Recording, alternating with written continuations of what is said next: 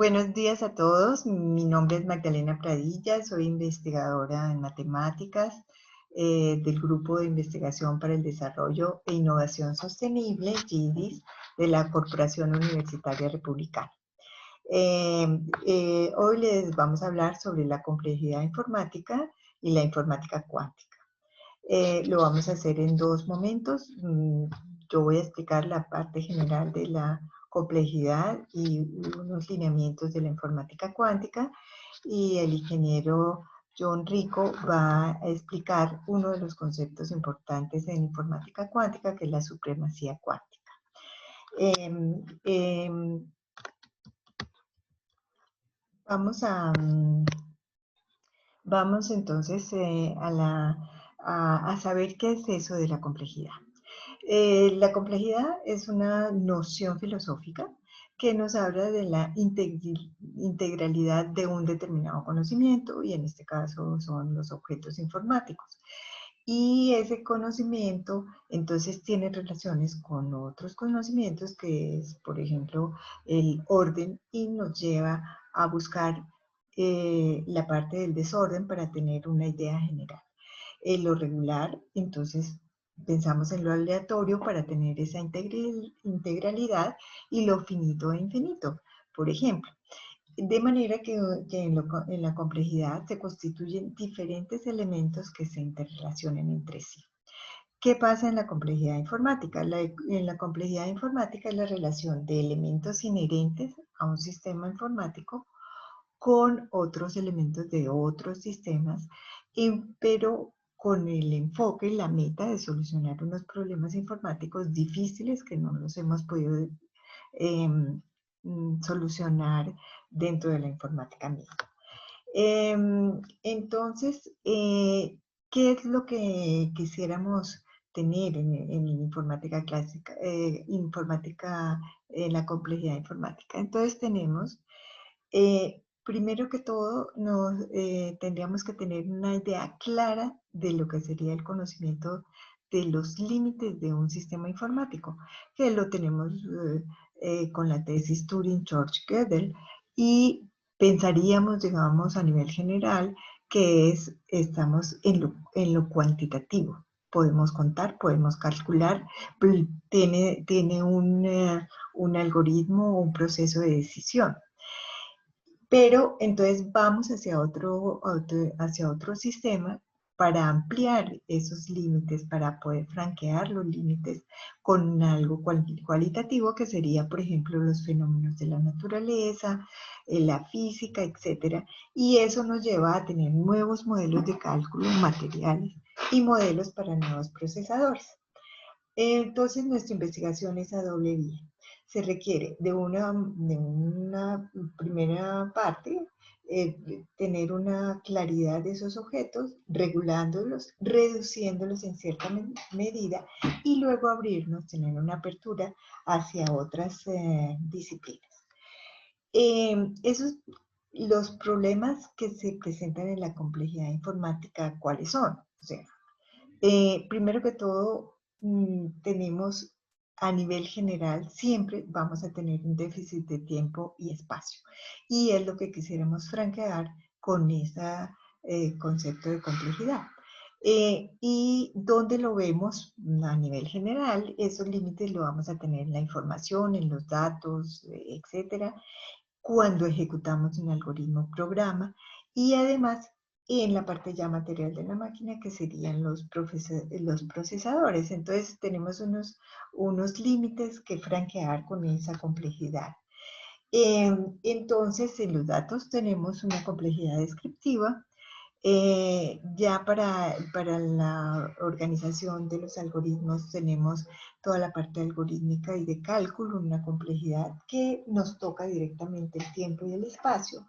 Y además, en la apertura para estos nuevos sistemas tenemos pues la naturaleza en general, con la biología, con la física, con el cerebro, etcétera, que nos van a dar ideas para nuevos modelos y nuevas soluciones. Así que entonces una complejidad descriptiva que nos la presenta Kolmogorov matemático ruso y que trabaja en probabilidades. Él entonces está dentro del problema de las decisiones, cuando un algoritmo tiene una decisión o no. Y lo primero es saber y analizar qué tipo de estructuración de información se tiene, cuál es el porcentaje de la compacidad de los datos, la simplicidad de la estructuración, y vemos que de todas formas la idea es llegar a una cadena de información bastante simple. Por ejemplo, 10-10, pues es mucho más simple que una cadena 10-0-1-0-1. Necesitamos más tiempo, más espacio. Entonces, lo primero es tener una claridad de cómo están esos datos estructurados y qué cantidad de compacidad tenemos y de simplicidad. Shannon, ingeniero lógico, nos dice que es fácil compactar, que tenemos que tener son regularidades, pero entre más desorden tengamos, o sea, una cadena desordenada al azar, entonces es más difícil de generar la cadena estructurada. Entonces, entonces es cómo poder llegar a unas cadenas organizadas, estructuradas y compactadas. El otro problema que tenemos es la complejidad del cálculo.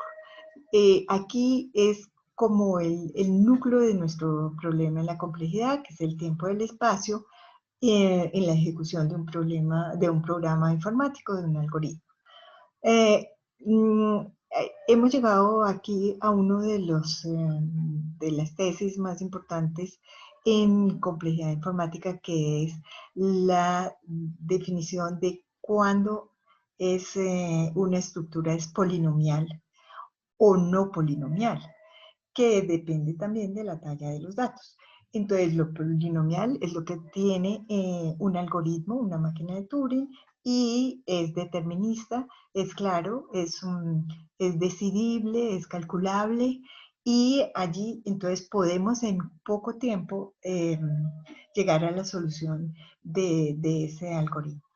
Por el contrario, los no polinomiales, entonces no cuentan con algoritmos de máquina, no son deterministas, y entonces el problema es que no nos puede llevar a una solución al infinito.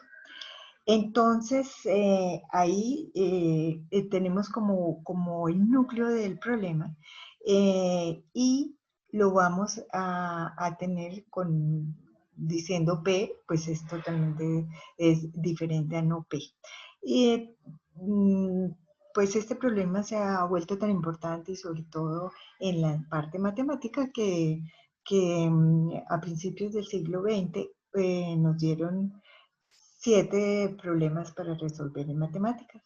Y uno de los problemas más importantes es cómo resolvemos esa diferencia entre P y no P, entre polinomial y no polinomial. Allí pues se han presentado ciertas discusiones entre matemáticos, y entonces, sobre todo en la parte de la completitud del sistema, y nos dicen, bueno, en realidad el sistema más completo es el no P, porque ahí tenemos de todo. Entonces lo que nosotros tenemos que agregar es el P, volverlo no P a nivel de completitud. Bueno, en todo caso, ese gran problema pues se presenta en problemas matemáticos lógicos. Bueno, y por otro lado, el espacio se mide en logaritmos, en logarítmica. Entonces, tenemos también qué pasa con esa complejidad de apertura, donde vamos a buscar nuevos modelos y nuevos elementos. Entonces, ¿cómo simulamos la naturaleza? Tenemos el campo del cerebro, que vamos a ver la parte neuronal. En el campo de la biología, en la parte molecular y genética, y pues también el núcleo importante ahora es en la física, que corresponde a la cuántica. ¿Qué pasa en nuestra búsqueda en la naturaleza y en la física? En el campo mental y neuronal, entonces es muy importante porque el cerebro mismo nos da las redes neuronales que tienen una gran potencia para el cálculo.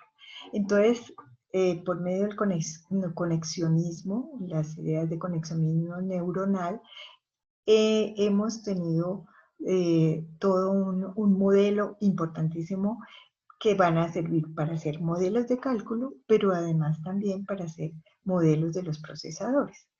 Y también esas investigaciones nos han llevado a hacer investigaciones en reconocimiento de formas, que son los sensores, los escáneres, etcétera, la transformación de objetos y la predicción y controles de proceso que la hacemos en la parte genética.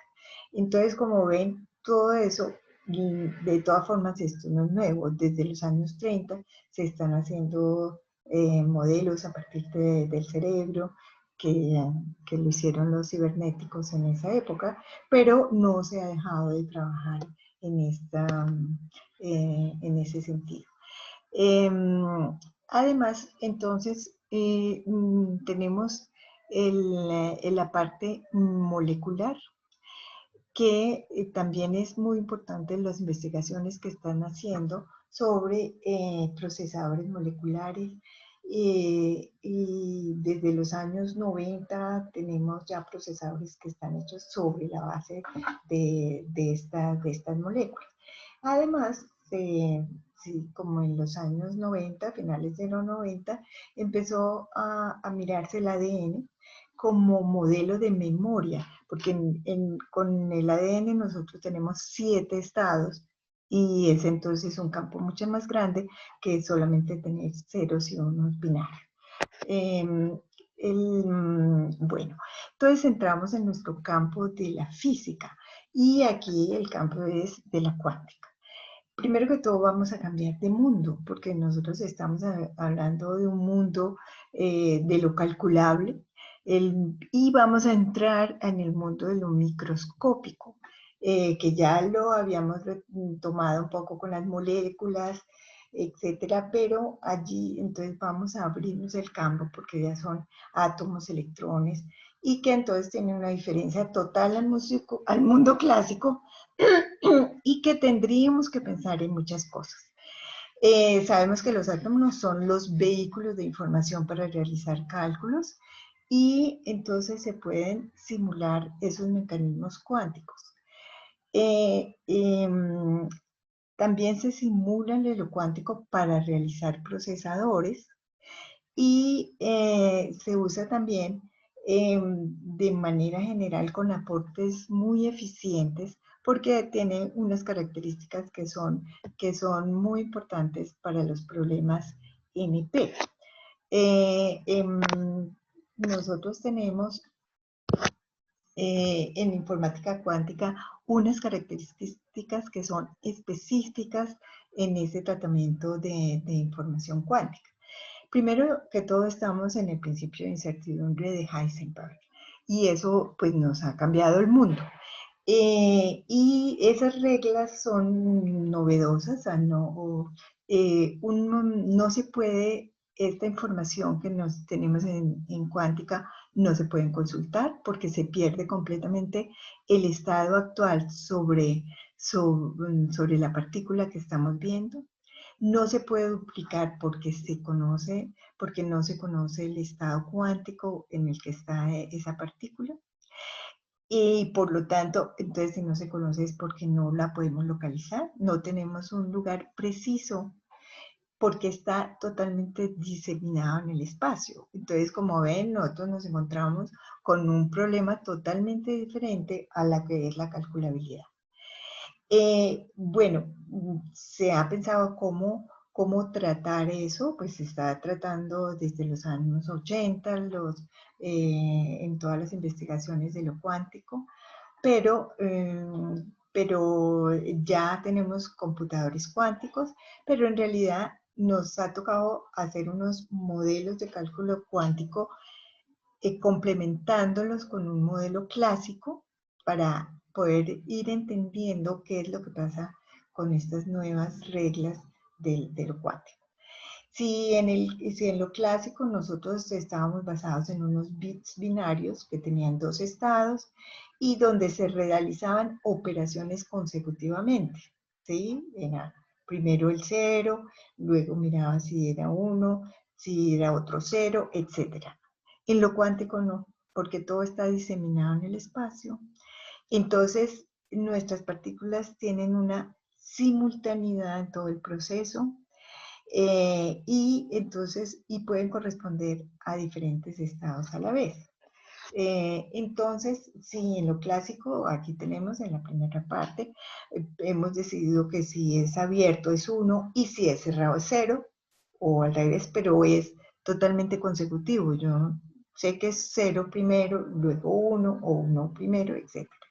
En lo cuántico, ustedes ven una partícula que puede estar a la derecha en un momento dado y abajo también, al mismo tiempo las dos. O sea que el problema es cómo localizar estas partículas para poderlas organizar y calcular.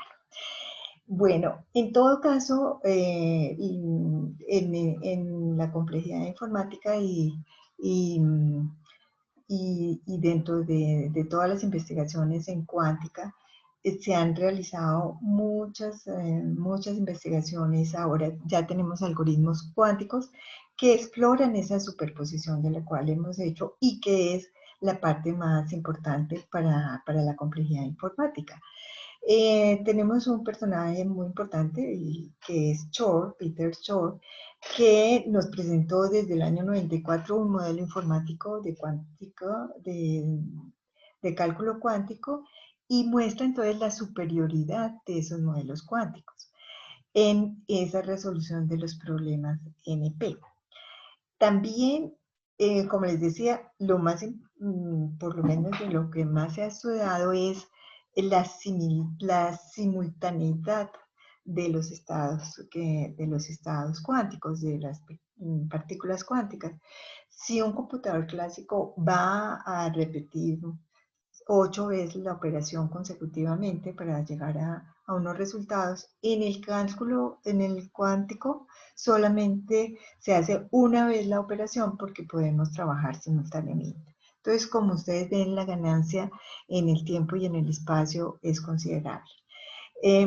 Así que los resultados muestran de todas formas la posibilidad de construcción de computadores cuánticos, y de hecho ya existen computadores cuánticos. El año pasado, antepasado, se hizo el primer computador cuántico.